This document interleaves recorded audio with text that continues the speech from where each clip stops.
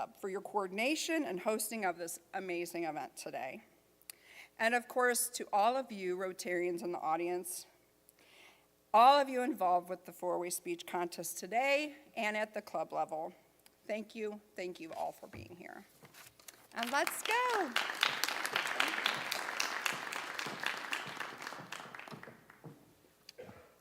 All right, let's get started. We're going to do our first speech. I'm going to say their name and their topic. If they want to start coming up to the front. Okay.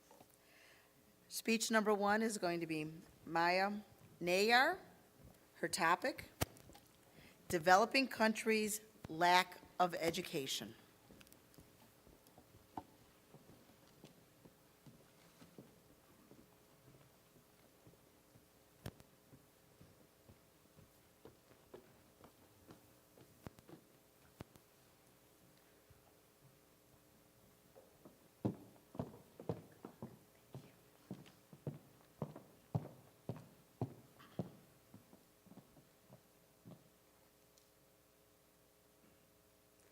I hate the phrase glass half full.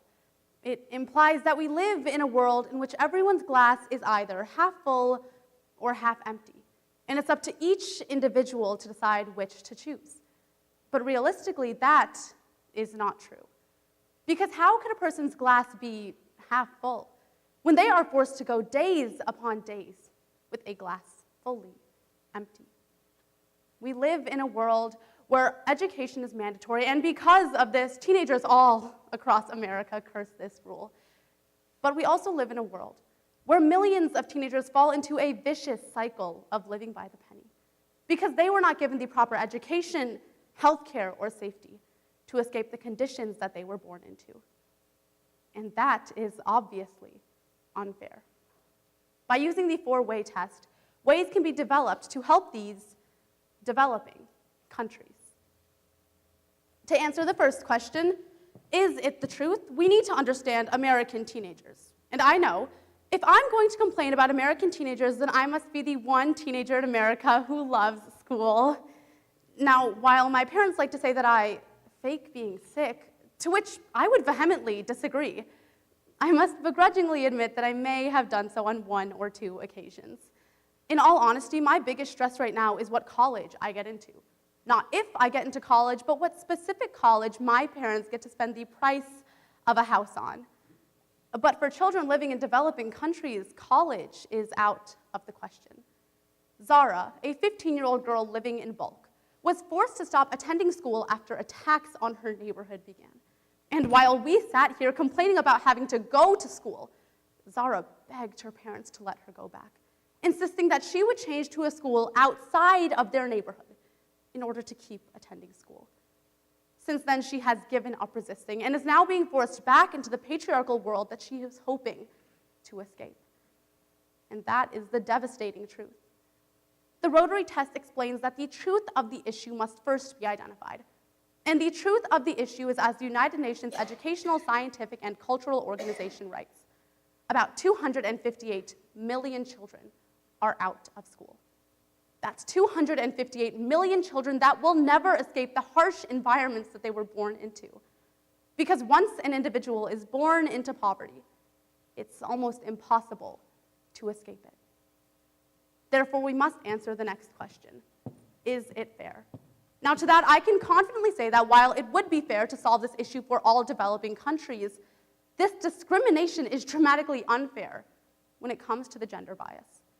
UNICEF USA writes that 129 million girls are not given an education. For little girls like Zara, an education was their one chance at escaping the society that they live in under the thumb of a man. In my mind, the ideology that women's main purpose in life to get married and have kids is completely outdated.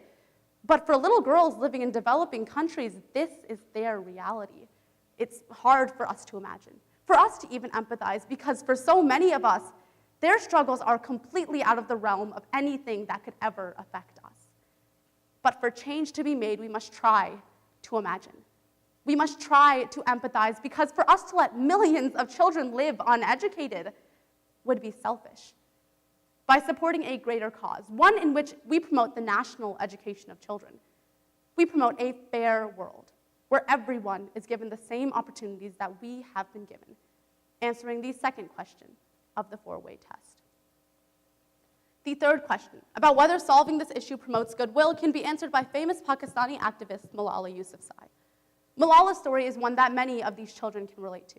She was born in Pakistan, but with a very supportive, forward-thinking father. Her father promised that his daughter would be given the same opportunities that any man would have been given. He enrolled her in school to support these efforts. But when Malala was only 11 years old, the Taliban established the rule that women would not be allowed in education. 4 years later, at the age of 15, Malala began to advocate for women's education despite the violence that she faced when she began to speak out. 2 years after she started her fight, she created the Malala Fund, a charity that allowed for every girl to create her own future. Acts of goodwill such as these, where one girl rose up against her oppressors, proves that to provide goodwill, we simply have to follow in Malala's footsteps. Now, we need thousands upon thousands of Malalas to even make a dent in an issue as far-reaching as this. It's a problem that one person cannot solve. However, we do have a tool that can easily reach the masses, a tool that answers the final question of the four-way test. Will it be beneficial to all concerned? That tool is the internet. With people like Sal Khan and Luis Von On, the creators of Khan Academy and Duolingo, education could be given to children in developing countries all around the world. By giving them access to the internet, education would be at their fingertips. That sort of independence to educate themselves is something that no one can take away from them. They have a craving for knowledge, and we have access to it. We could save them. Now, I cannot relate to Malala or Zara's stories. The struggles that they have had to endure are struggles that I wouldn't wish on anyone. The privileged teenager in me cannot even begin to imagine the pain that millions out there must have faced, seeing freedom well within reach and then watching it slip away. But it's people in positions like mine that can make the biggest change. By using the four-way test and listening to the voices of the underprivileged, we could support so many more that are facing issues like Malala or worse. Our world is full of violence that we let be an excuse for issues such as these. It is the voices that make it through that violence that must be heard. If we can fill their glasses, why shouldn't we? Thank you.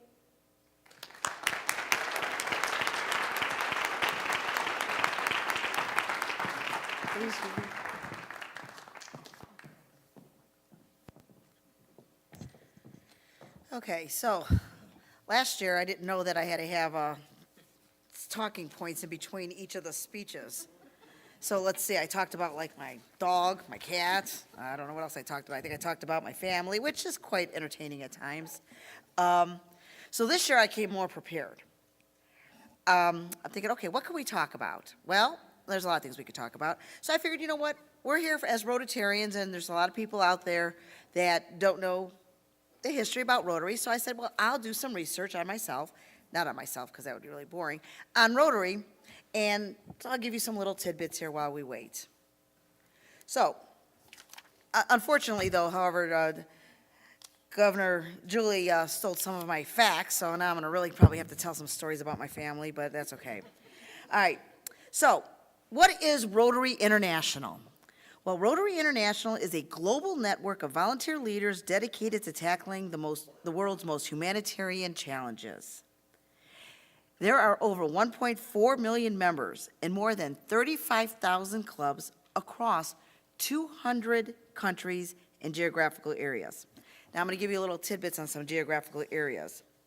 The most remote club is in Papati, Tahiti, which is in the middle of the Pacific Ocean, which that might not be a bad one to be joining. The southernmost club is in Marambro in the Antarctica, okay? The most northern club is Barrow, Alaska, which is above the Arctic Circle. The highest club is El Aguila in Argentina, and it's 16,010 feet above sea level. The lowest is in El Centro, California, which is 40 feet below sea level. So just little tidbits if you're ever on Jeopardy, to let you know.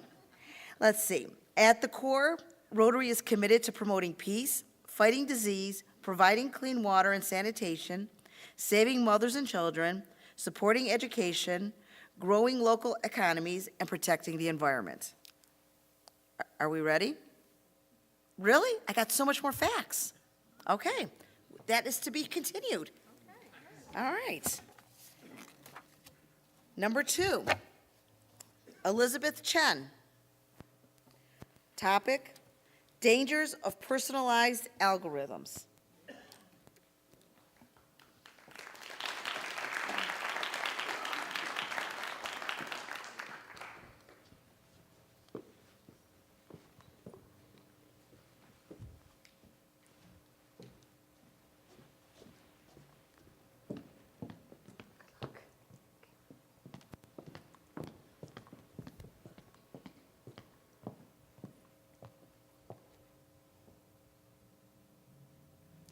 Let's imagine for a moment that it's the morning of a school day, and you're in your second period chemistry class. As you're trying to keep up with the lecture and are diligently taking notes, you look up and realize that almost all of your classmates are on their phones. And I mean, sure, maybe ionic and covalent bonding isn't exactly what you want to hear about at 8 in the morning, but what's on those phones that's just so interesting that they're on it like all the time? Must be those facegrams and snapbooks. And while that's actually not far from the truth, social media does keep us glued to our phones, but specifically, it's social media's usage of personalized algorithms.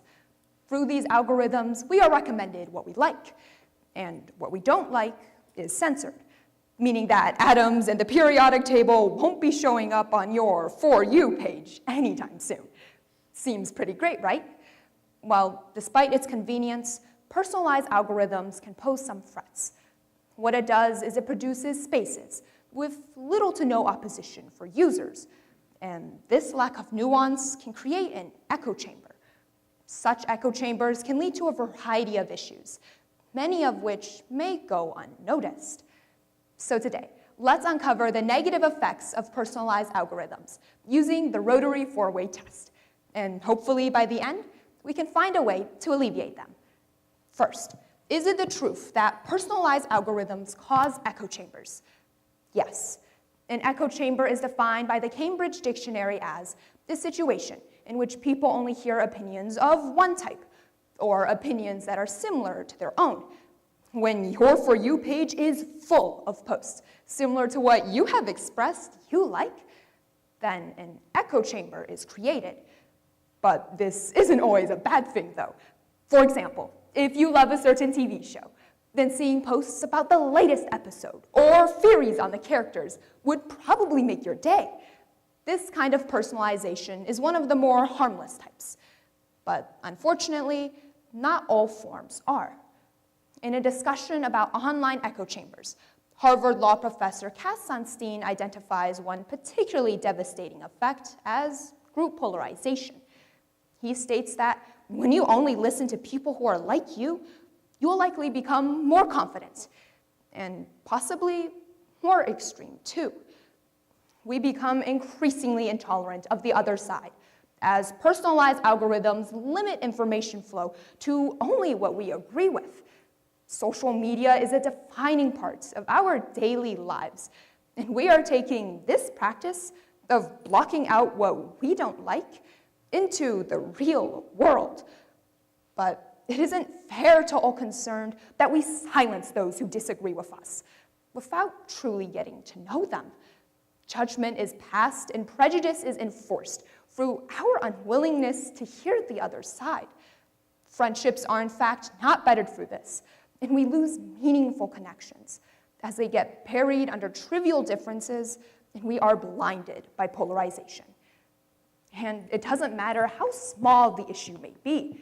Group polarization affects every matter, from Pepsi versus Coke, all the way to the Congress floor, with Democrats versus Republicans. When our legislators can't look past the blue or red, compromise is prevented, hindering us on our quest in furthering justice and equality. We need to hear each other out, because if we don't, goodwill cannot be built. And to add on to this, the more extreme example of the dangers of personalized algorithms and echo chambers is the January 6th raid on the US Capitol. But as we examine this event, let's put the politics aside for now. Stanford researcher Renee DiResta says that at its core, this event was an example of real-world violence caused by an online echo chamber. When a group of people go onto social media and all they see are views that they agree with that call for violence, we shouldn't be surprised when a riot ensues. And that was what happened in 2021. Regardless of which candidate you support, I think we can all agree that violence should not be condoned. Many people were traumatized due to this raid. There's even loss of life. We have to strive for peace, no matter our party. And I think it's clear that personalized algorithms are not beneficial to all concerned. Yet, we must remember that personalized algorithms are not all inherently bad either. They weren't programmed to cause group polarization or violence. It was merely a strategy to keep us engaged so that companies could earn money. But this tactic is having real-world consequences. And thankfully, some social media companies are starting to realize it. Now, they're taking action in trying to combat this issue by dedicating portions of our feed to diverse perspectives, rather than keeping it all aligned with our interests. However, a new kind of algorithm isn't enough. We must also become more aware of our tendencies. We should actively seek diverse opinions and make educating ourselves a priority. We must also remain respectful and open to discussion, even if we disagree.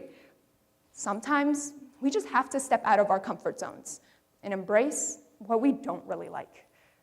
Remember that complexity is what makes us human. It means that Democrats and Republicans can work together to better our nation. It means that Pepsi lovers and Coke enthusiasts can be friends.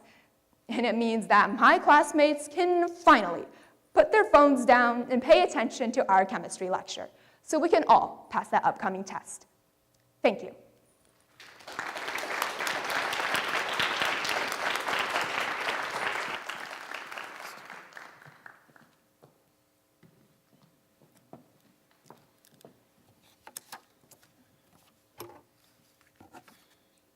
All right, let's go back to some facts.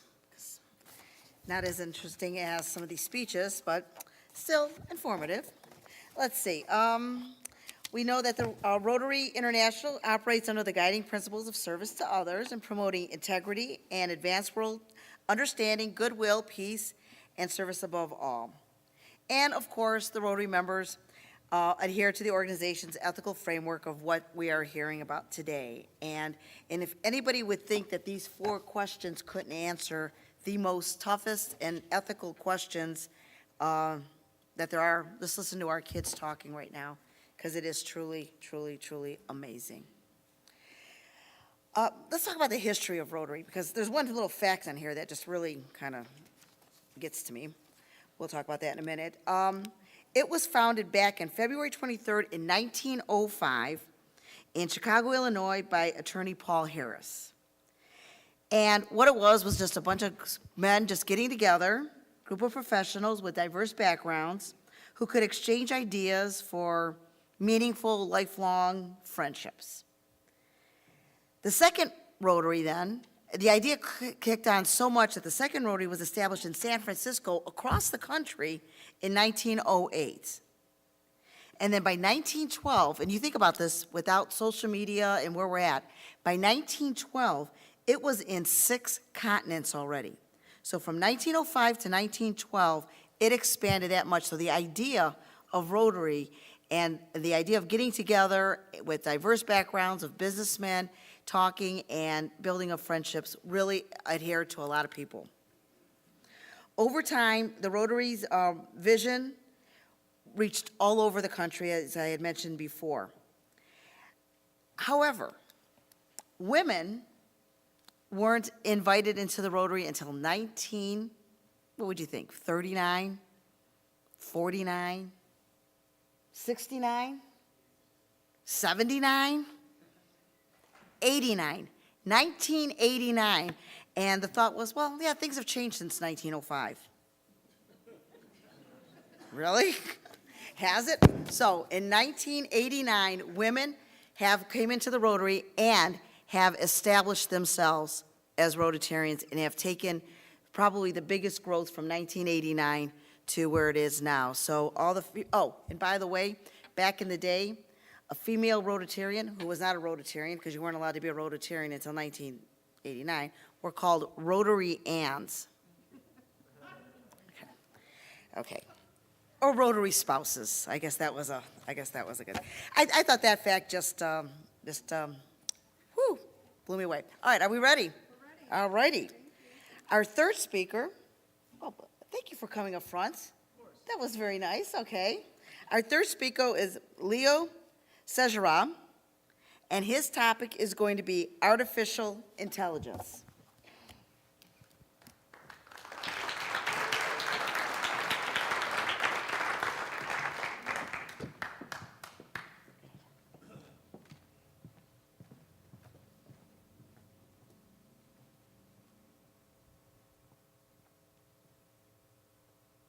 $3 million jobs lost.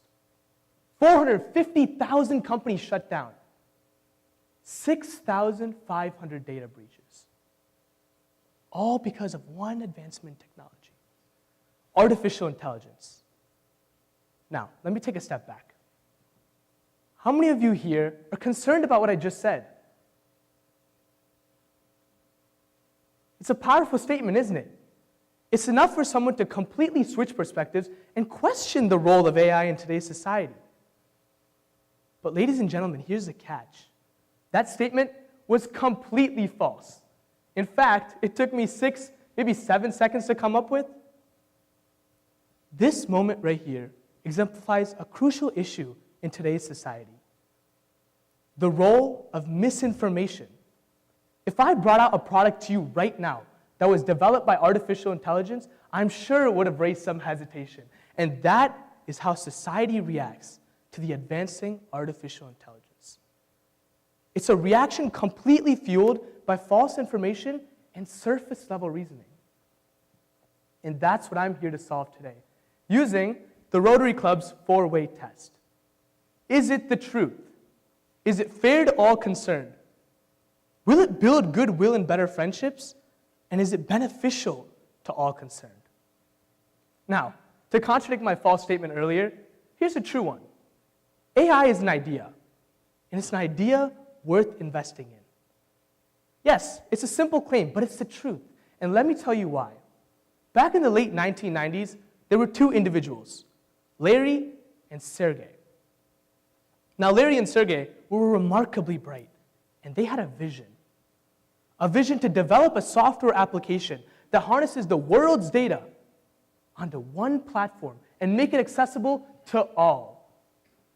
That vision is what's now known as Google, the $1.8 trillion company that has changed the world. And I believe AI has the same potential, the potential to shape society. And we've already seen evidence in the medical industry. Diabetic retinopathy is a leading cause for blindness among diabetes patients. It's caused by the body's constant exposure to high blood glucose sugar levels, also known as hyperglycemia. A couple of years ago, Google developed an artificial intelligence model that reads these retinal images and studies them and detects early signs of the disease in these patients. And it even flags those individuals who need immediate medical attention. Now, not only has this increased efficiency in the medical workforce, but it's allowed for screenings to be available to those underrepresented population, enhancing their life. Now, that's the truth. And I say, let it grow. To those of you who have watched the Lorax, you'll understand that reference. How is artificial intelligence fair to all concerned? And to address this question, we need to look at some of the leading causes of issues in society today. Gender discrimination, race discrimination, unequal opportunity. What's common in all three of these? It's that all three have been developed and evolved over time by humans to the issues that they are in society today, which means they're human-made errors, errors that AI can't even comprehend or perform. So, not only can we use artificial intelligence to mitigate discrimination, but we can use its abilities to develop fairness checks to make sure individuals are assessed solely based on their qualifications and not the color of their skin. Now that's fair. How does artificial intelligence help build goodwill and better friendships? Now this is the spark of AI. How many of you here have used ChatGPT before? Thank you. So have I. It's ChatGPT's emotionally connecting responses. It's like you're talking to another individual, an individual that is dedicated to making you grow, to making you a better person. Through interacting with these AI models, it's like someone's listening, someone's giving you the time that you deserve. And for some individuals, that's all they need.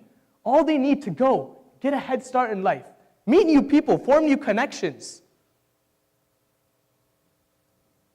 How does artificial intelligence help and be beneficial to everyone in society? This question raises some concern over the use of AI. How is artificial intelligence so beneficial when millions of people are losing their jobs? And to answer this question, ladies and gentlemen, we pose another question. Should we be stuck in the past or jump ahead into the future? Because if AI is advancing, so is society. The same artificial intelligence that is taking these jobs is providing new jobs in the technological realm. The same artificial intelligence that is automating these mundane tasks is providing an online platform for individuals to grow, to meet new people, find new job opportunities. So, in fact, artificial intelligence is beneficial to all concerned. In conclusion, I leave you with this thought. AI is not just a technological advancement. No, it's a catalyst. It's a catalyst for growth. It's a catalyst for opportunity. And most importantly, it's a catalyst for a brighter future. And along with any technological advancements comes its downfalls and its negatives. But ultimately, it serves for this betterment of our society. So, let's remember the words of Dr. Seuss's The Lorax. Unless someone like you cares a whole awful lot about something, nothing is going to get better. It isn't. So let's care for our societal betterment. Let's care for AI. Thank you.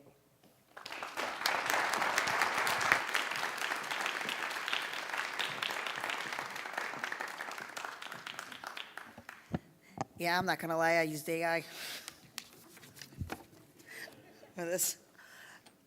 ChatGPT is my new friend. Okay, yeah, so back to women. Yeah, 1989. I can't get over that. So, but we'll move on. We'll move on with some more facts. Let's talk about Rotary in the next generation. And I think this test, this competition, really promotes the next generation of our leaders. I mean, listening to these young people speak today, you know, no one can say, oh, the young kids today, because this is the epitome of our young kids today, and this is what is going to be running our country and creating new, I can't even imagine what it's going to be like in 20 years from now. There's different ways that kids can get involved with Rotary. The Interact Club. For those of you in high school, check to see if your high school has an Interact Club. An Interact Club is a club that promotes services. So, you know, just, and if not, if that's something that you think that you might want to have in your high school, go talk to your principal or assistant principal and say, hey, maybe can we get an Interact Club? Go to your Rotary club and see if that's something. I'll tell you more ways in a minute. Let's get on with the speeches. It's like the same bat time, same bat channel.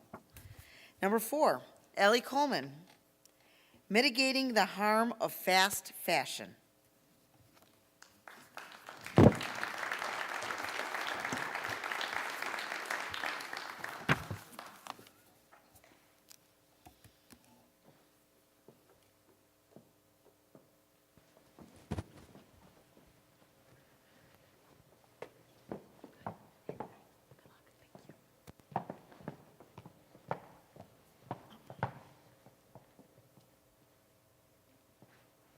My mom loves to tell me stories about how different things were when she was growing up in the 1970s and 80s.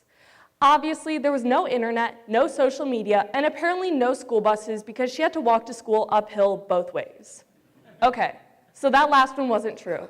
But one of the things she tells me is that when she was growing up, kids basically got new clothes just a few times a year, when it was time to go back to school, on holidays, and on birthdays. For kids nowadays, the clothes buying experience is very different because of a relatively new phenomenon called fast fashion. And these differences are causing serious problems that must be addressed. Fast fashion companies like Shein and Zara use social media to target adolescent girls like me. They hire influencers, send them tens of thousands of dollars in clothes to wear once, post pictures in, and you guessed it, influence young people, especially girls, to buy their clothes. And I will admit, when I was in middle school, I got sucked in. And I was definitely not the only one. The fast fashion industry has exploded since 2015. An article from earth.org explains that with the rise of fast fashion, over 100 billion items of clothing are now being made each year. And a study describes how 93% of brands don't pay garment workers a living wage, which I will come back to later. Also, a lot of fast fashion brands specially target the 24 and under female demographic with the idea that quantity is better than quality and clothes can just be thrown away when they start to wear out. When I was younger, I fell victim to these marketing ploys that targeted me and my desire for cheap, cute clothes. But now that I know about this issue, I am done with fast fashion. The rapid growth of fast fashion has brought undeniable consequences, from environmental degradation to worker exploitation. It is our collective responsibility to pave the way for a more sustainable and ethical future in the world of fashion. This brings us to the important question: how can we mitigate the harms fast fashion is causing on workers and the environment, and stitch together a narrative of positive transformation for generations to come? We can find the answer to this question by putting it through the Rotary 4-way test. First, is it the truth? The answer to the question of whether fast fashion is having detrimental effects is absolutely yes. Fast fashion causes environmental degradation at exponential rates. An article from the Center for Biological Diversity explains that fast fashion producers have multiple things that cause harm to the environment throughout every stage of the fast fashion manufacturing process, harming wildlife, degrading land, and polluting soil and water. And the same article also asserts that fast fashion is responsible for over 10% of global carbon dioxide emissions. A 2022 article from the United Nations explains that this is more than all international flights and maritime shipping combined. This makes it the truth that fast fashion is a huge contributor to environmental degradation, so people need to be aware about this issue and take action. The second question of the 4-way test: is it fair to all concerned? Sadly, the answer to this question is a resounding no. The fast fashion industry promotes poor and even deadly working conditions. Report after report has found evidence of forced and child labor in over 15 countries where fast fashion is produced. The article that says 93% of brands surveyed don't pay garment workers a living wage asserts that most fast fashion companies have garment workers who are seriously poor and can't even live in nice environments. A lot of these companies promote awful working conditions. According to Human Rights Watch, in addition to low wages, workers work with little to no ventilation, where they breathe in toxic substances, and accidents, fires, injuries, and disease are all very common in the workplace. This makes it very unfair to anyone involved in the fast fashion companies because of unfair wages and dangerous working conditions. The third question of the four-way test that we need to address is, will it build goodwill and better friendships? When looking at the fast fashion industry itself, the answer to this question is no. But if we look toward a positive course of action to address the environmental and worker-related concerns to fast fashion, we can bring about change and build goodwill and better friendships and answer this question with a yes. Most fast fashion companies don't promote enough safety in their environments. Because of this, goodwill and better friendships is not in the fast fashion industry. But if we look toward a positive course of action, as I said previously, we can bring about this positive change. Finally, the fourth question in the four-way test that we need to address is it fair to all concerned? Again, if we take action to address this issue, the answer is a resounding yes. When we identify problems and take steps to address them, we are not just building relationships, we are building a better future, and that is beneficial to all concerned. Efforts to address this issue will benefit workers, the environment, and even consumers who can feel good that what they're wearing isn't causing harm to workers or to the environment. The threads of progress are within our grasp, and by weaving a tapestry of conscious decision-making, we can mend the fabric to a more harmonious and responsible future.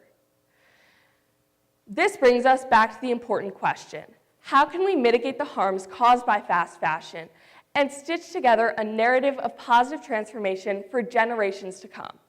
We found the answer with the four-way test, where we saw how far-reaching the problem is, but also found hope in possible solutions that could bring us together as we raise awareness. We can build a better future for everyone, and maybe, just maybe, when I tell my children stories of what it was like growing up in 2024, I can share how we committed to creating a brighter future for their generation and future generations yet to come. Thank you.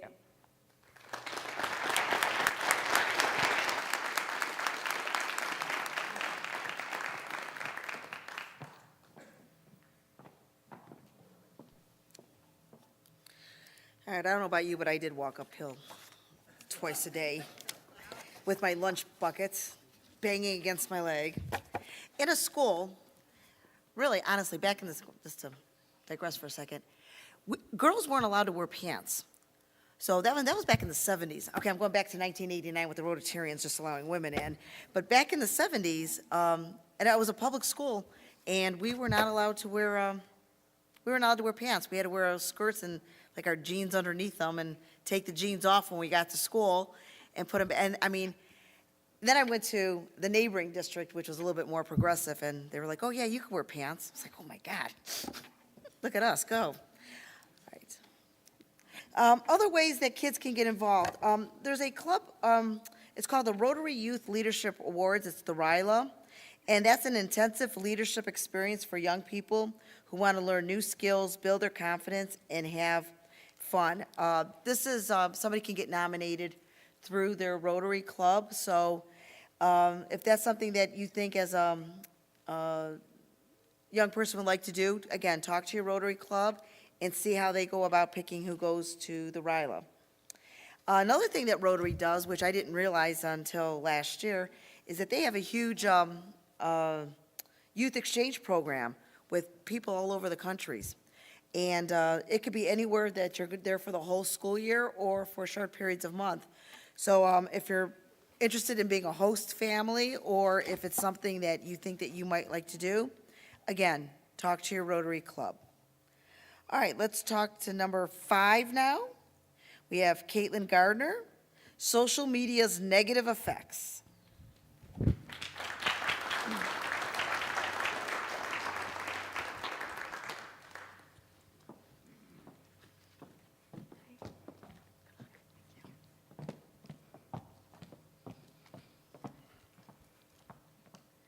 As I stand here today, I want to propose a question.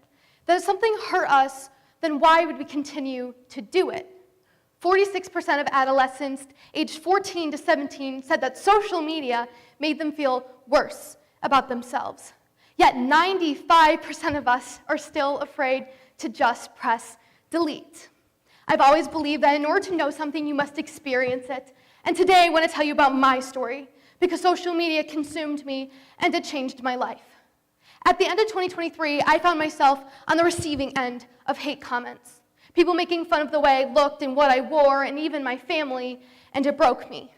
So I did a cleanse, and for 2 months I deleted social media. And at first I thought to myself, what if I lose my social status? And the vibration from my phone was a comfort sound that I was missing, and I didn't know how to communicate to my peers if I didn't have a screen in front of my face. And I needed the validation, even if it came from a hate comment, at least it was still a comment. Social media is an important topic to me because it changed my life and I fell a statistic to it. And in order to effectively talk about it today, I will be using the Rotary 4-way test.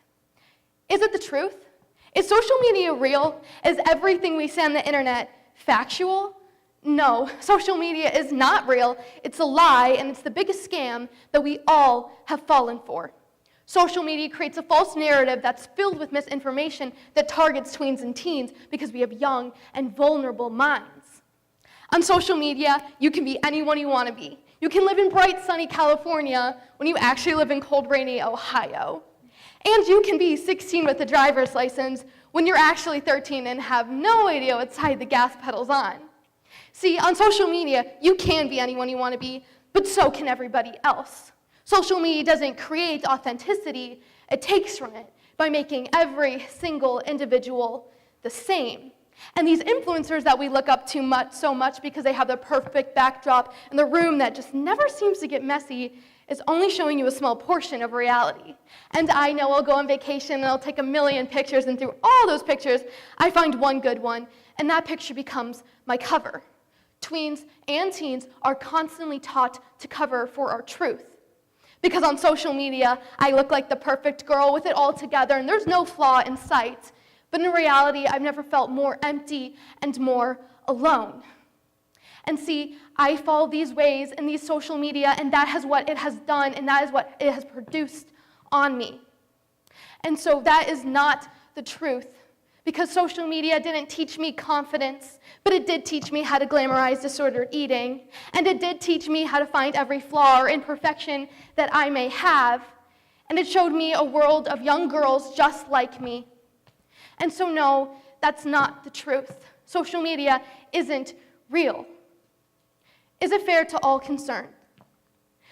Social media has proposed that young girls need to post scandalous pictures of themselves on the internet just to be socially accepted. And is it fair that social media has proposed this beauty standard that you have to look like in order to be accepted and in order to fit in? Social media has doubled the number of eating disorders in girls since 2018, and these influencers that we're taught to idolize so much are doing the exact same thing, making sure they don't have cellulite and that they don't have a stomach to be seen just so they can look impossible. And by doing so, they made me and many other young girls feel impossible because there was no diet or workout trend to make my legs slim fast enough and my feet of these perfect girls and perfect bodies that I'm supposed to look like, I look nothing like. That's what social media has done. And soon it will do the things that it has done to me, to many other young girls, and no, that's not fair. Will it build goodwill and better friendships? Social media has been the #1 deteriorator of all my friendships and relationships. As a cheerleader, I'm familiar with competition, but social media has proposed the greatest competition yet. One between myself and my peers and the whole world around me, but I often stop to think, what am I even fighting for? Because on social media, there's no empathy and there's no emotion, and half the time, there's not even words, because why should someone communicate with you verbally if they don't like you physically? That is what social media has done. It's taken that away from us, and instead, it has ruined friendships, and it's given them a platform to post hate comments and rumors. And it's given them a part to see that if you don't fit in with their friend group in the standard of blonde hair and a 00 waist, then you're not good enough. But this platform that they have provided, you can post comments like, oh my goodness, she's really skinny. I wonder if she's anorexic. And comments like, oh no, I heard she deleted social media. I wonder if she's like depressed. And even as deep and as dark is, why hasn't she killed herself already? And these comments are hurtful, and they are painful, and they are real, and they were said to me. And I felt that emotion. And no, it didn't build any goodwill, and it didn't better any of my friendships. It ruined them, single-handedly, and it left me alone and feeling like I was nothing. Will it be beneficial to all concerned? When I ask myself this question, the simple answer is no. Social media didn't benefit me, it betrayed me. And it took from me. And I know without it, I'd still be the strong and confident girl I am today, and I didn't need to be bullied or isolated by hate comments in order to grow. I used to live from the validation, from the comments and the likes, and I used it as a lifeline. But what good is a lifeline in digital reality that I didn't even know how to be a part of? So young people, parents, educators, and judges, I encourage you to really know the effects that social media has on your life and your dreams and your goals and your aspirations, and know that it's okay to put social media down and take a step away and know you are greater than an ideal image and a statistic, and you are worth the fight that I am here today to give. Social media won't change, but you can. Don't be afraid to just press delete. Thank you.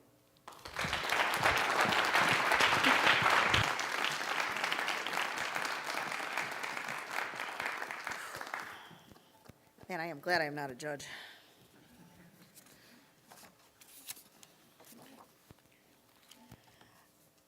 And finally, one more, the way that kids can get involved is most Rotary clubs do offer scholarships.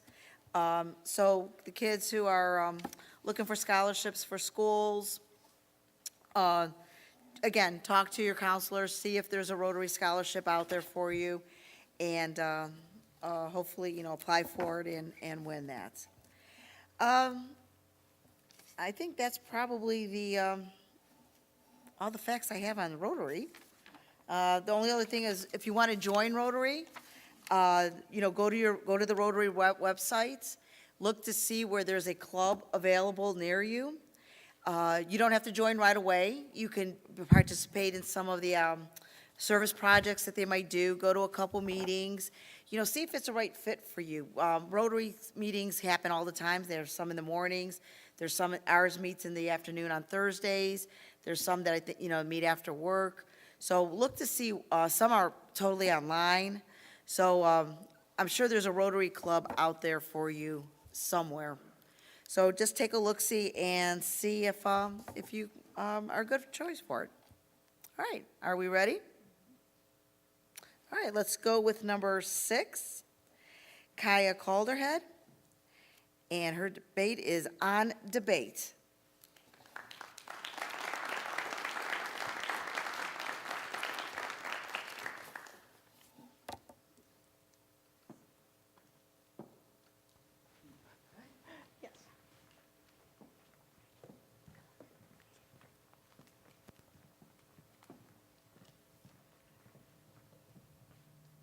Debate. The ancient Greeks are widely remembered for it. Democracy was built on it. But how is it that such a lofty endeavor could possibly help the common man, the students of a history class, or the newly made friends deciding what to get for dinner? Just how important could it possibly be to dig deeper and ask questions rather than simply stating sentences? These days, we are deluded by a sense of respecting others, so much so that we refrain from any meaningful discussion. We shy away from debate in fear of triggering others. But what point is there in knowing the whats without asking any of the whys? In times where we're afraid to speak our minds for fear of backlash, debate instills better confidence and eloquence. In this speech, I will argue that debate should be more commonly practiced, both in the formal and informal settings.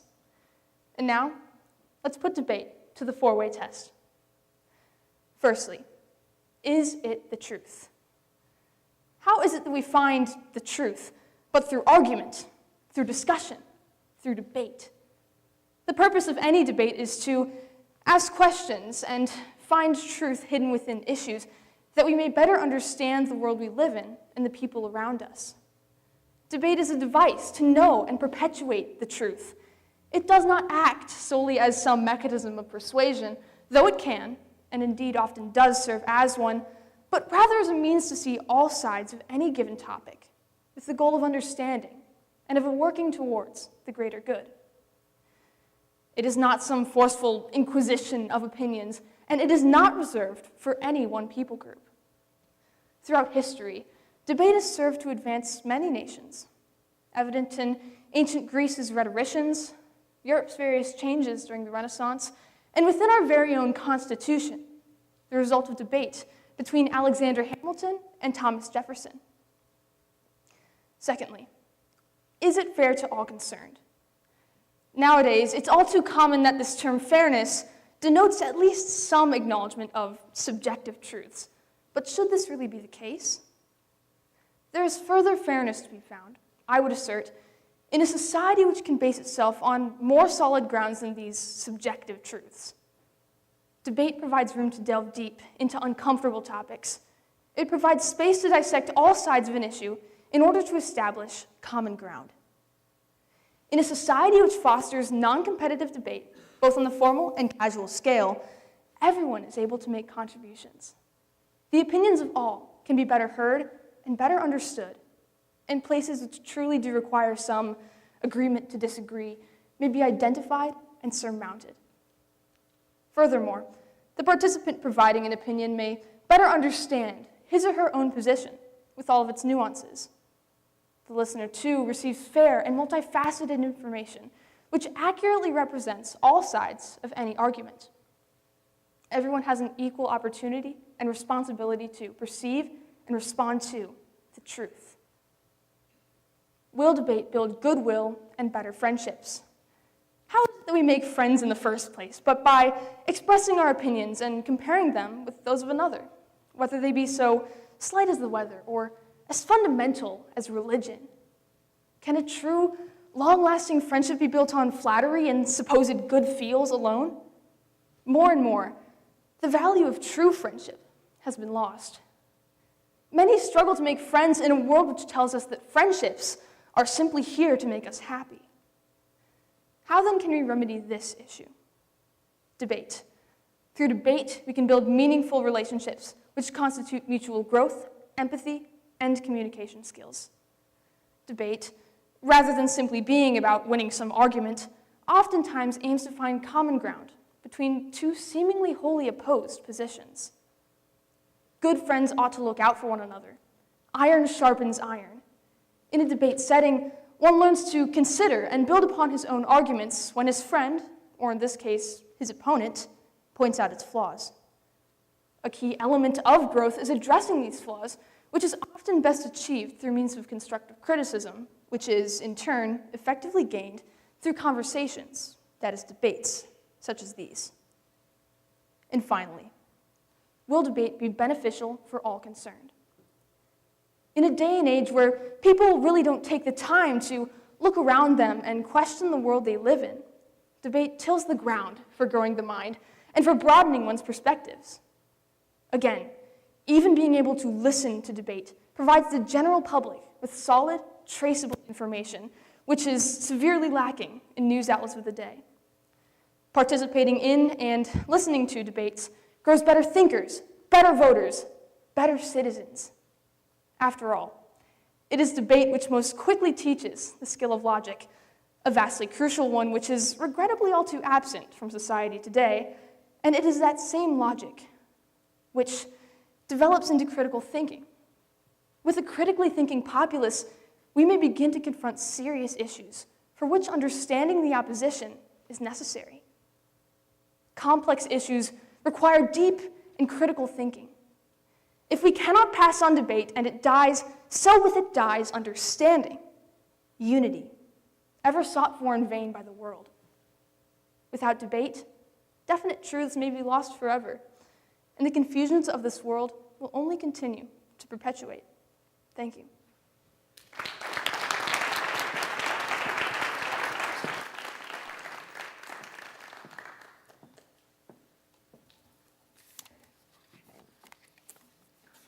Right. So, let's talk about something different. The biggest thing that is on everybody's mind, well, I think it's on everybody's mind, is the eclipse coming up. How many of you have your glasses? All right, I'm going to give you a little hint here. So when you've got those glasses and you're looking at them, you're going, why? I can't see, they're black when you're not looking at anything. So I took mine out and I looked at the sun. I think, wow, this is really, truly amazing. Do not do this. While you're looking at them, take them off. I was just like, oh, don't do that, because I am going to tell you what, I don't think I could see for like 3 minutes after that. And you know what? Tonight, they talk about the eclipse and they're talking about how long, but tonight, the moon will be visible from the earth. The last time that happened was last night. It seems like that's all you're hearing about is the eclipse. And my sister-in-law, God love her, she's in education. We were friends before she married my brother. And she's like, let's go downtown and be on a rooftop. I'm like, I had to walk uphill to school.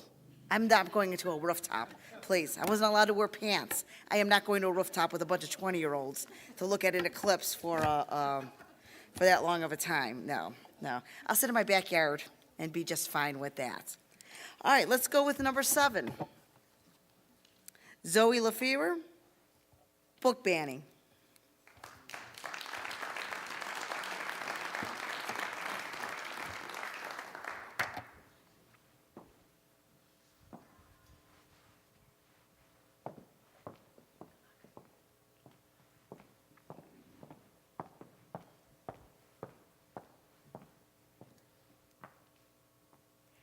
Raise your hand if you like to read.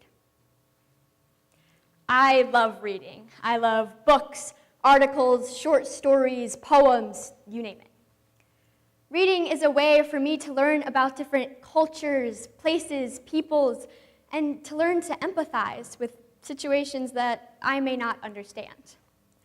One of my favorite books, The Hate U Give by Angie Thomas, is a tale of Black teenager Star Carter who witnesses an act of extreme police brutality against her best friend.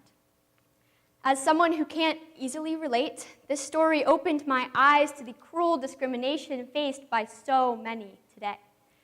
I can't imagine who I would be if I hadn't had this book alongside so many others in my childhood. So when I found out that The Hate U Give had been recognized in the top 10 most banned and challenged books in the 2 years following its release, I was shocked. Before that moment, I had never truly understood the gravity of banning books. So there I was, thinking to myself, how could something so instrumental in my understanding of the world be bad? And that is why I am here today, to discuss the repercussions of banning books in the name of propriety. And what better way to do that than to run the issue through the 4-way ethical test? 1, is it the truth? 2, is it fair to all concerned? 3, will it build goodwill and better friendships? And 4, will it be beneficial to all concerned? So, without further ado, 1, is it the truth? Commonly, the act of banning books is defined as the removal of books from libraries and bookstores due to objections to their content. However, Director Judith Krug from the American Library Association Office for Intellectual Freedom words it a bit differently. She states the following about banned books. These are the materials that speak to the human being. These are books that say something. Innocuous materials are never challenged. Put simply, banned books are so true that our officials push them away because they can't accept the realities they reveal. So when asked the question, is banning books the truth, the answer is a resounding no. Rather, banning books is the explicit removal of the truth from our shelves. So now, let's look at question 2. Is it fair to all concerned? When we consider who is affected by book bans, educators and students come quickly to mind. However, in terms of fairness, our hard-working teachers and school administrators are affected disproportionately when compared to parents and even children. In terms of fairness, there is none. Multiple studies, including one conducted by NEA Today, have concluded that many educators feel mistrusted by the officials administering book bans, as though their judgment and expertise are being ignored. Librarian Erica Long was interviewed in NEA Today's study on her views towards the subject. She states that we end up in this place where people's personal feelings, morals, political ideations take hold of a larger narrative. For educators, it creates a situation where they are expected to teach a one-sided history. The goal is to educate our youth truthfully and without barriers, not to teach this one-sided history. There is no way that fairness could equate to this. Next, question 3. Will it build goodwill and better friendships? Do you all remember earlier when I stated that my reading of more sensitive materials helped me build empathy towards others? Well, I believe that that sentiment holds true no matter who the audience is. So my question then is this. If my reading made me care so deeply for others, who would I be without it? Without that chance to understand other people's experiences, other people's pain. Reversing our progress towards understanding one another does not foster goodwill and better friendships. It only continues to foster ignorance towards the truth. So finally, question 4. Will it be beneficial to all concerned? For a fourth and final time, the answer is no. To explore why, I'd like to turn away from our educators and towards our students. Children aged anywhere from 5 to 18 are having their educations wounded by the unfair consequences of others' actions. An education advocacy organization, First Book, outlines the impacts that this can have on the development of our youth. They state that diverse books are indispensable in engaging youth, improving student reading scores, and promoting strong senses of self and empathy towards others. See, these books challenge not only young readers' comprehension skills, but the way that they see the world. The same organization goes on to explain that when offered books with varying points of view, children are more likely to read in the first place. The wonderful thing about books covering diverse and difficult topics is that more children see themselves reflected in the pages. Banning books is not beneficial to all concerned if we are actively removing engaging reading material and relatable stories that are so important to the development of our youth. After all, our youth are our future. Is it the truth? Is it fair to all concerned? Does it build goodwill and better friendships? And is it beneficial to all concerned? No, no, no, and no. So, I challenge all of you here to read these books, to write these books, to speak out about these issues. As Star Carter from The Hate U Give says, what is the point of having a voice if you are going to be silent in those moments you shouldn't be? Thank you.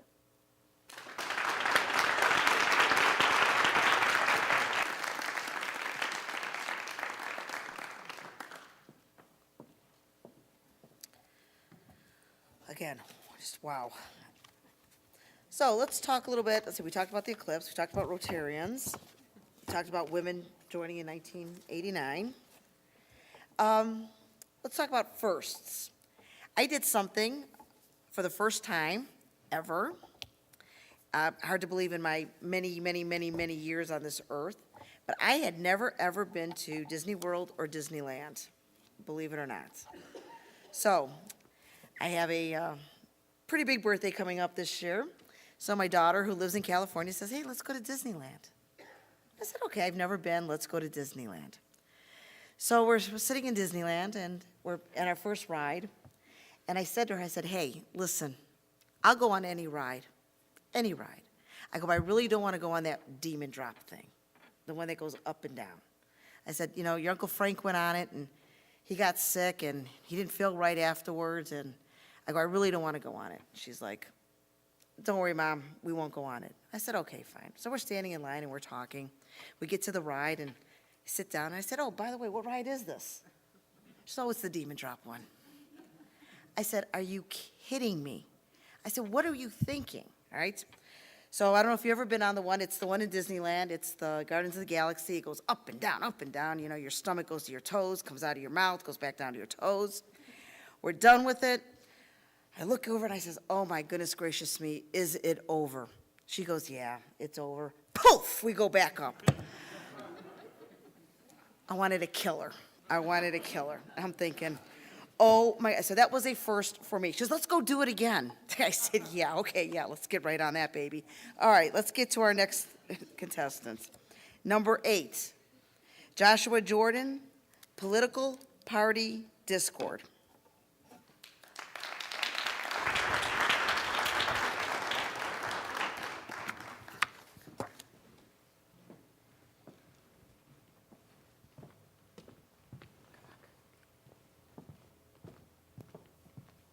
We all good?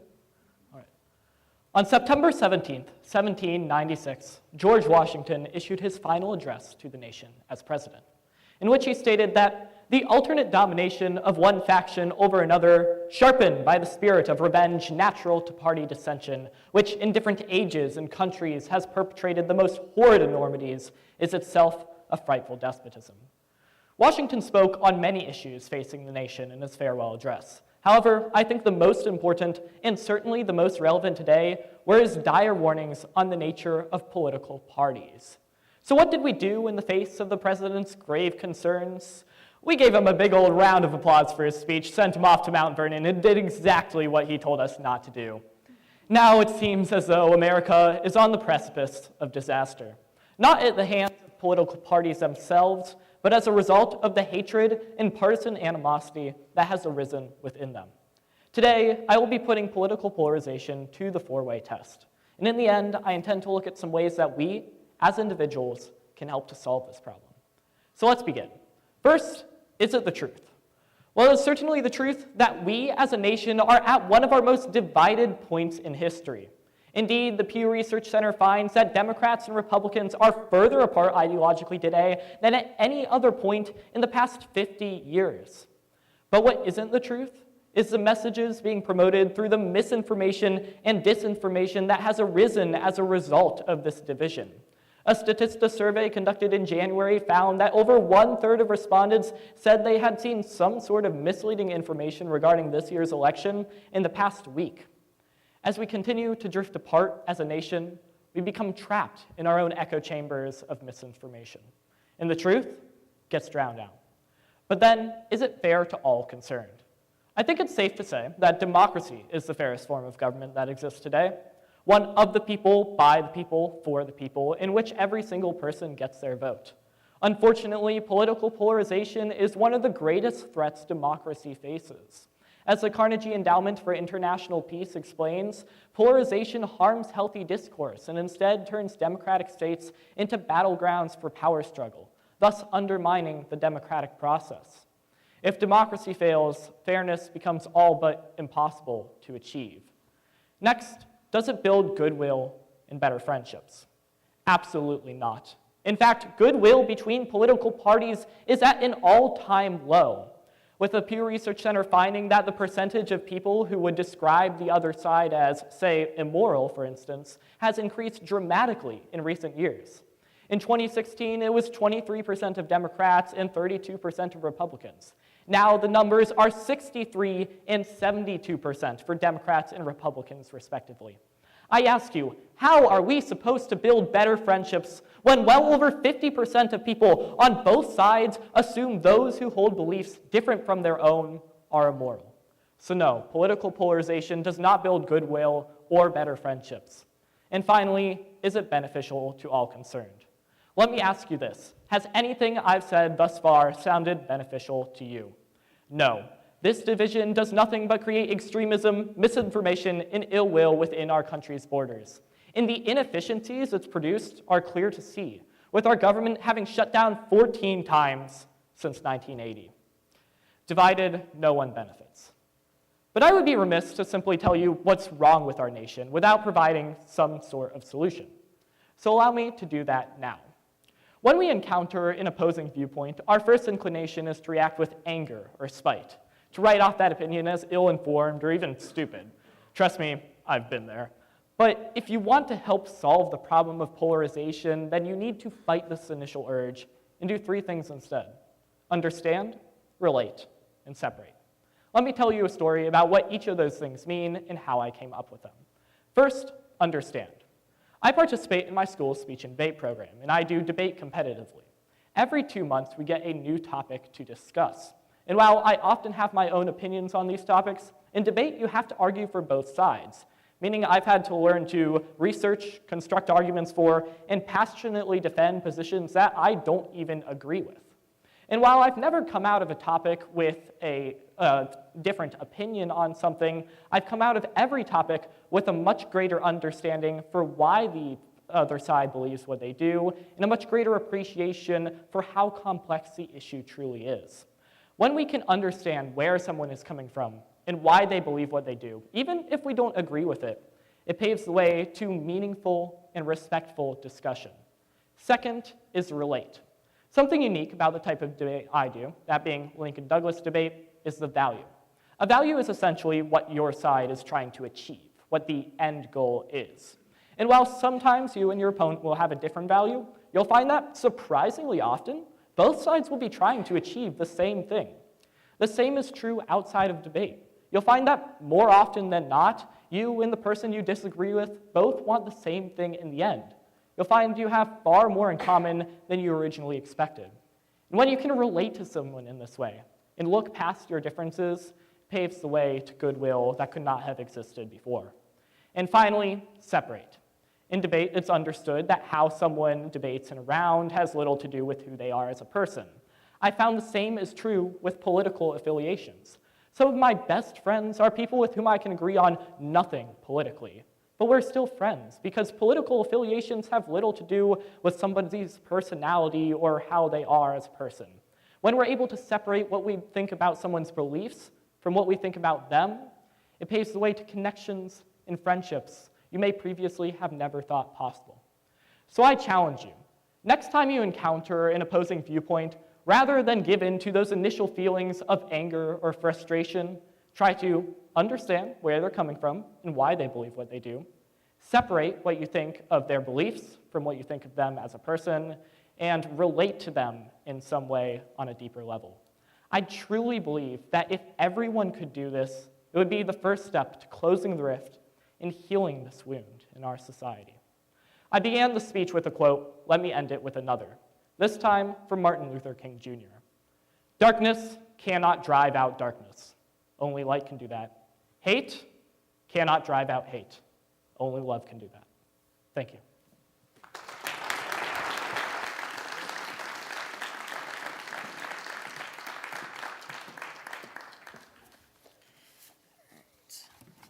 Organized here.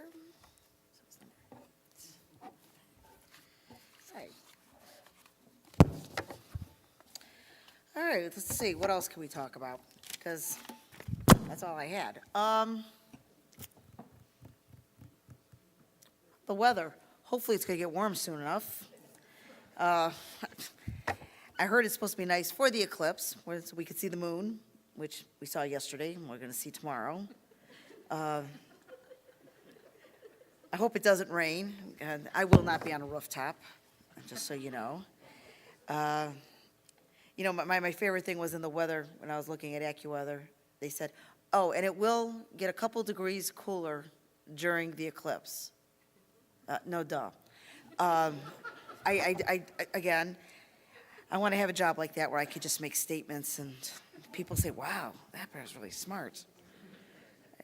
Okay. All right. Are we ready for number 9?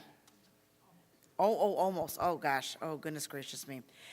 I did have a couple Rotarian jokes, but I chose not to do those. Okay, that's all right. No, that's on that. Okay. All right, ready? Okay. Let's do number 9. Peter McGinnis. Oh, I gotta put my glasses on for this. The importance of LGBTQ plus education.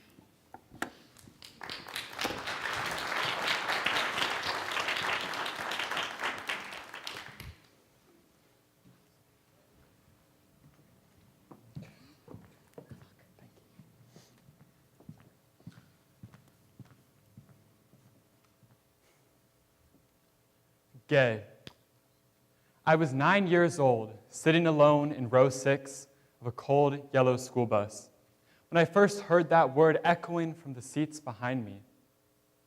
It was neatly packaged inside of a quick but piercing insult, as if it felt comfortable serving as a tool for violence. Although initially unaware of its significance, I could tell it felt both natural and out of place at the same time, a feeling I knew all too well. Faggot. I was 12 years old, utilizing social media as a means to understand my identity when I first encountered those 6 seemingly innocent letters. Initially oblivious, I looked up the word's meaning, a simple action that altered my perception of myself. I realized I was not only different, but my very existence was seemingly offensive. In a society in which LGBTQ plus education is not only scarce, but actively censored, I was forced to learn about myself and my community through unreliable means, social media. With Instagram and YouTube as stand-ins for teachers, I matured without fully understanding who I was becoming and why I strayed from the status quo.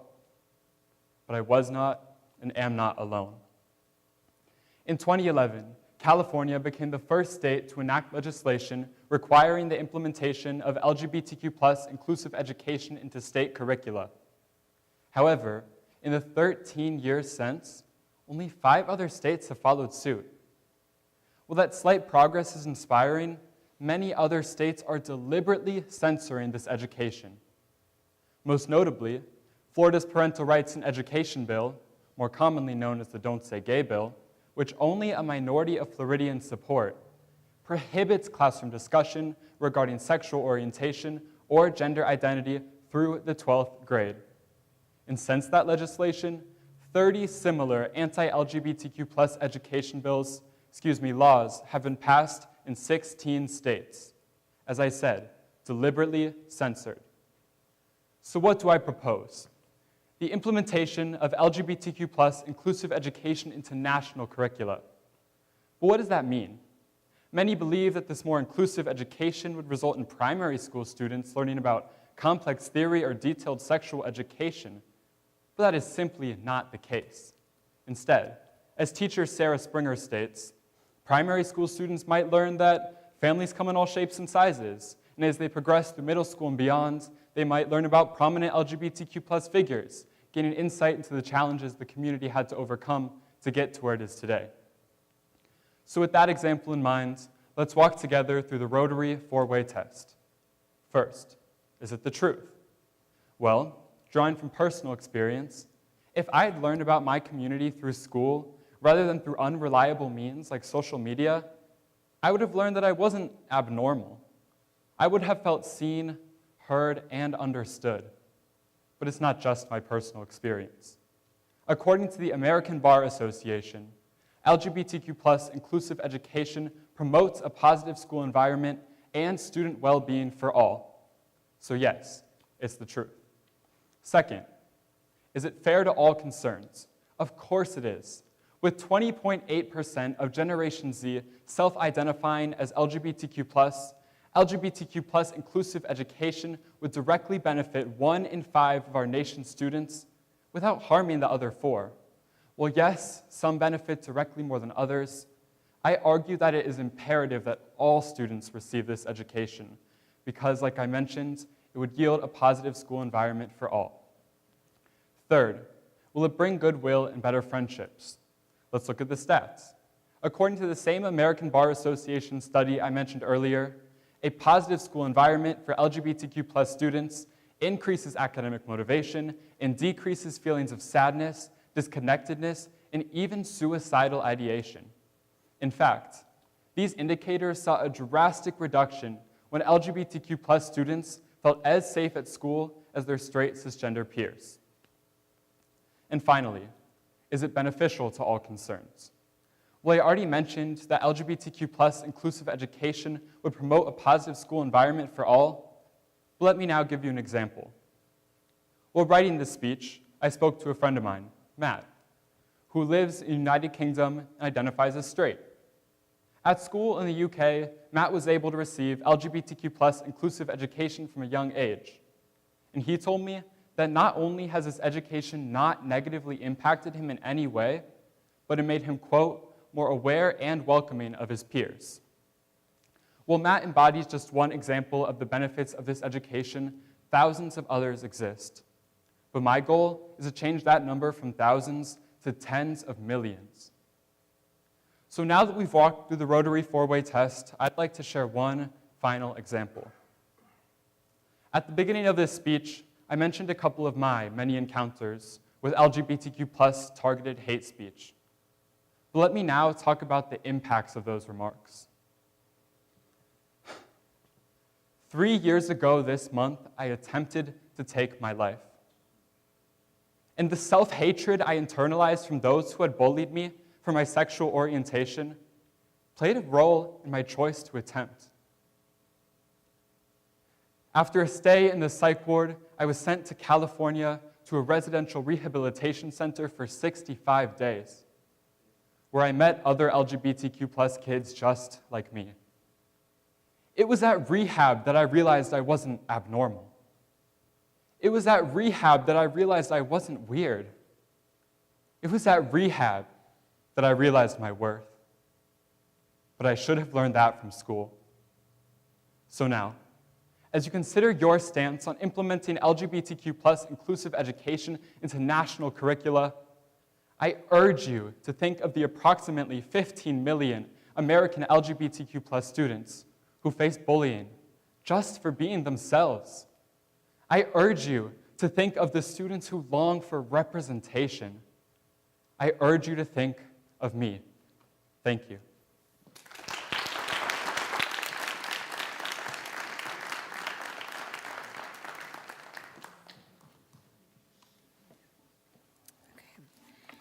All right, we're going to add up those scores. And then we're going to go with our last speaker. I'll tell you, with 10 speakers going on, it sure went by very quickly. These speeches were just extraordinary. Okay, so for our 10th, Sage Wilson, learning is always in style.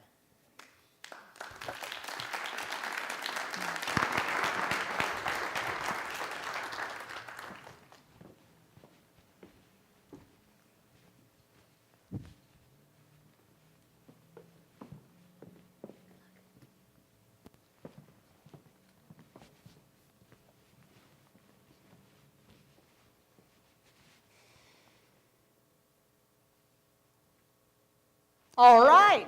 Good morning, students. How are we all doing today? Good? Good. Today, my favorites, we will be going over learning styles. So you all will be taking a test, your favorite, I know, to see what your learning styles are. You, I bet you're a kinesthetic learner, always fumbling with your hands. And you, I bet you're a visual learner. Your nose is always in your book. And I bet you think you already know. But no matter what this little quiz says, you aren't any of them. They don't exist. there is no proof of their existence whatsoever. Scholars have even called the learning styles theory a neuromyth. There's absolutely no implications that this theory has any effect on education and learning. But let's put it through the Rotary four-way test and see if it passes. Question 1, is it the truth? Simply put, no. While the idea of learning styles is appealing, that's all it is, an idea. Vanderbilt University defines learning styles as how learners gather, sift through, interpret, organize, come to conclusions about, and store information for further use. The VARC learning style model is the one you all are probably most familiar with. A teacher from New Zealand came up with a theory in 1987 by the name of, He, of course, created the theory with good intentions, but sadly there is just no scientific backing. Theory Institute puts it best. There is no statistically significant difference between those who have learned something according to their so-called learning styles versus those who have not. The individual learning styles theory is little more than an urban legend. Question 2, is it fair to all concerned? I don't see how lying to children at a young age about how they and their peers learn could ever be deemed as fair.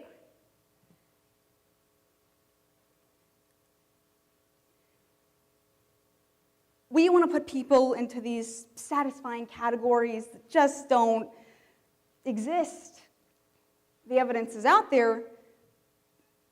We just don't dig deep enough to see it. Question 3, will it bring goodwill and better friendships?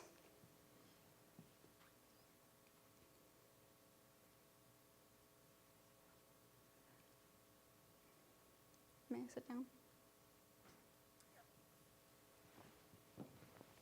Sorry, I'm panicking. I don't think I can do it anymore. Sorry.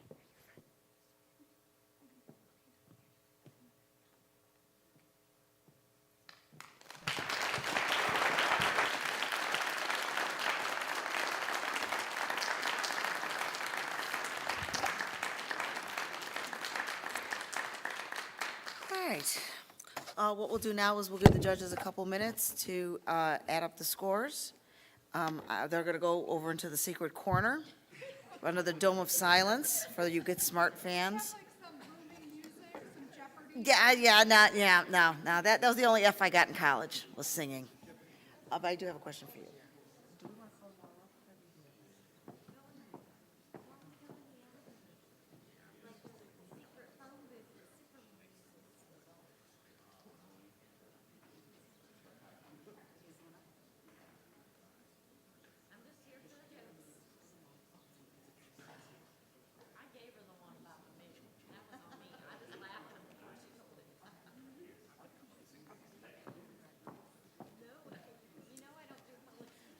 All right, next we're going to hear from Rich Cole, who, again, let's give a big round of applause for putting this together. He did an amazing job, so we appreciate everything that he's done. Shelley's amazing. How entertaining has she been today? How about a round of applause for her? She is so funny. I couldn't stop laughing over there. God bless her. At this time, I would like to extend an overabundance of thanks to so many who worked so hard to pull this event together today. Thank you so much to today's judges and timekeepers. I know I was calling everyone at the last minute when we had to open another room, and I was begging and pleading, and everybody stepped up, and I'm so thankful for that. I think we had possibly 45 speakers today, something around that, which is a wonderful turnout for this event, and it's getting bigger and bigger and better, and I'm thrilled to say that. I want to say a special thank you to our finals judges, District Governor Julie Brandel, District Governor-elect Dale Smith, and past District Governor Larry Lohman. Thank you to Springfield Local Schools for being such a welcoming host for this year's event. And we have one more year on the docket, so I hope you'll all return next year for our trifecta here. Thank you to our four-way test speech committee. Thank you especially to Dustin Boswell, who busted his tail behind the scenes to make today happen. Thank you so much for our moderator, Shelley, the superintendent of this wonderful Springfield Local School District. Our chaplain, Vince Rosnack, thank you for your prayer and for all that you do for Rotary. And Ron Whitmer, our head judge and head timer, thank you for, again, filling in that much needed role so well. Last but certainly not least, I want to say thanks to my beautiful wife, Jenny, who spent 3 days arduously working on this, putting it together too. We wouldn't have got here today without her, so thank you, honey. Yeah, for sure. For sure. I should have been a better husband and got some flowers or something. I'm sorry. But last and certainly not least, I want to say thank you so much to today's speakers who, they've truly been such an inspiration, and I think everyone will attest to that and more. It's such a light of hope and promise for a beautiful and blessed tomorrow, and that's just so wonderful to look forward to. Shelley, is there anything else while we wait? I'm spent. No, Yeah, thank you. okay. You've been wonderful. She's been great. Another round of applause, please, for Shelley. You're amazing. Yeah, so we'll just wait for the deliberations. It's going to be very tough, I know, because I was jotting a bunch of notes down, and wow, it's amazing. Yeah. And then Julie, either Shelley or Julie will announce the We'll figure it out. seven honorable mentions, right? Yeah, today. And then the top 3. Well, that's math, so we have to figure that out. 10 speakers, top 3, minus that, 7. Yes, that was always 7. So what we are going to do, though, is when the judges are ready, under the code of I know you're not ready. I was just making a statement. We're going to call the 10 speakers up here, and again, you know what, let's do that now. They can come on up. And then if anybody wants to take pictures of them, they could stand in front. So of our 10 speakers, I'm going to just say their names again, so you remember who they are. I got to find. Number 1, Maya Nayer, who did Developing Countries' Lack of Education. Come on up. Number 2, Elizabeth Chen, Dangers of Personalized Algorithms. Number 3, Leo Sejara, Artificial Intelligence. It's just come up, I'm just going to make you stand on stage for a while, so I don't have to do this anymore. Okay. Number 4, Ellie Coleman, Mitigating the Harm of Fast Fashion.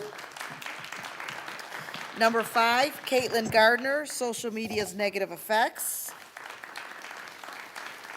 Number 6, Kaya Calderhead, On Debate.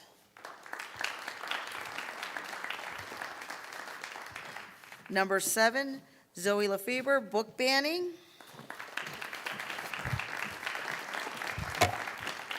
Number 8, Joshua Jordan, Political Party Discord.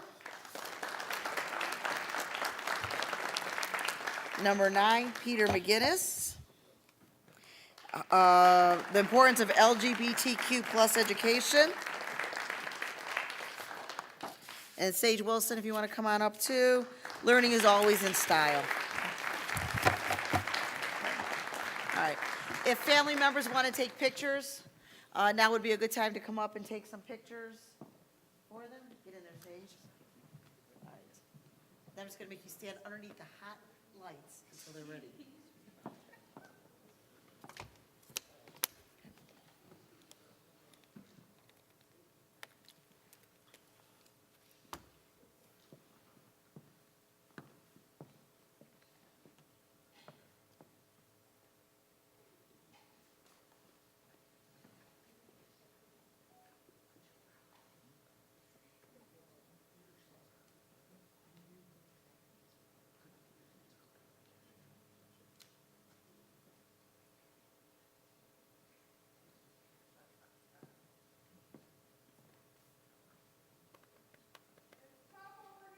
I can guess it is.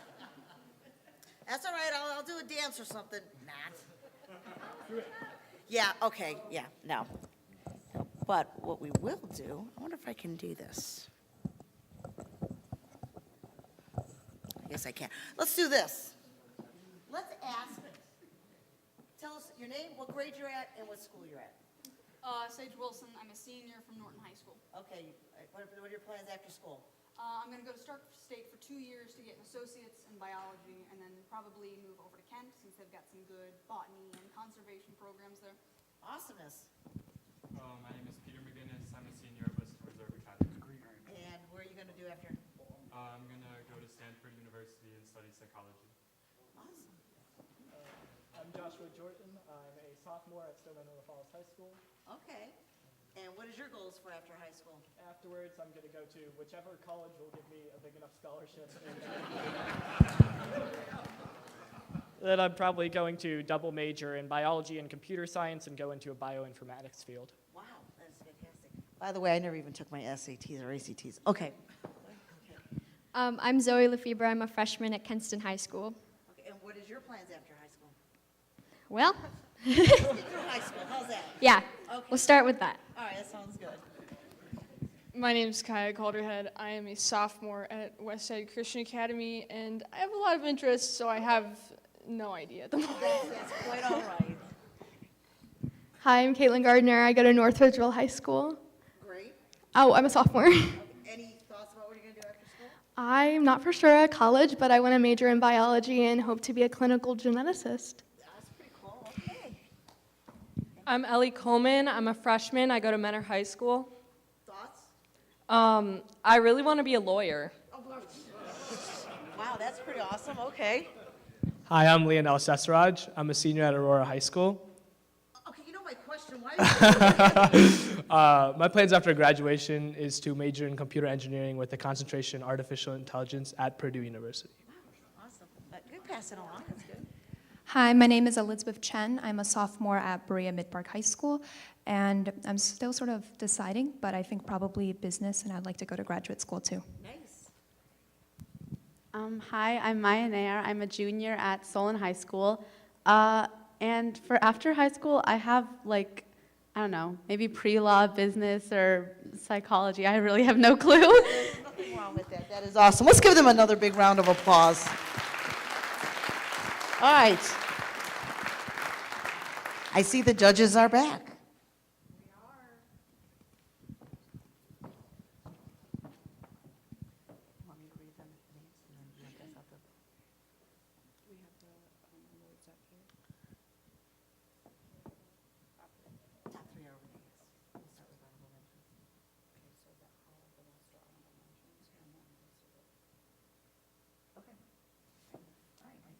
Do some work over here. Okay. All right. For honorable mentions, we're going to start with them first. Okay, and I got to do some thinking over here on this. The way that we're going to do that is we do have awards for them. They're just not here, so we will make sure that they do get them. And if I'm not mistaken, honorable mentions. Where's Rich? Honorable mentions. $200 each. So. The honorable mentions in no particular order will be Elizabeth Chen. Let's give her a round of applause. Dangers of personalized algorithms. Joshua Jordan, political party discord.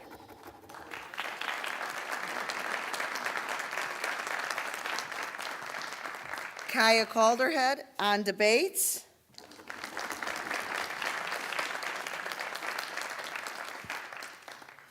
Zoe Lefebvre, book banning.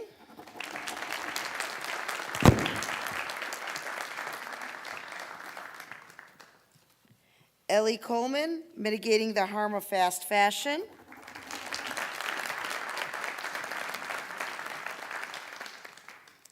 Caitlin Gardner, social media's negative effects.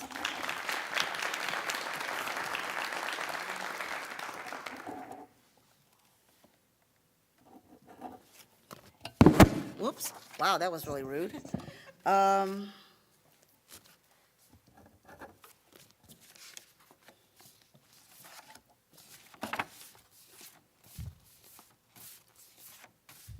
Sage Wilson, learning is always in style. And that should leave me with 3 up there, does it? Oh, my goodness gracious me. Look at that, that worked out. Whew. Now you're not perfect. That was hard work. Whew. All right, so let's start with number 3 with the topic of developing countries' lack of education. Maya Nair.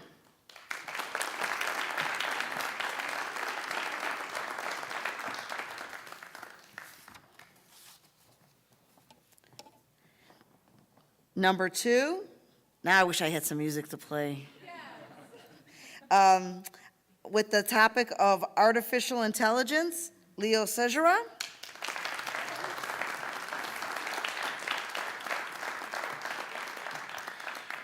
And our number 1 for this year's competition with the topic of the importance of LGBTQ plus education, Peter McGinnis.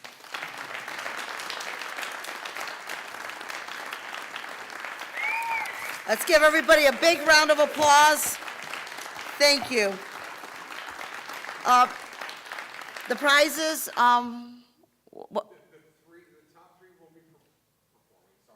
they'll be performing. You didn't know you had to do that, yes.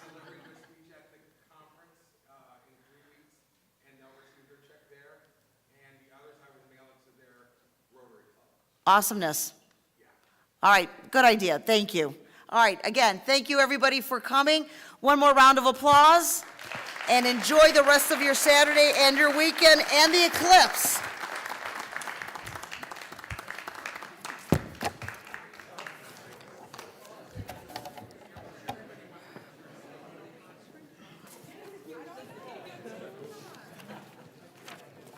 Nice job, guys.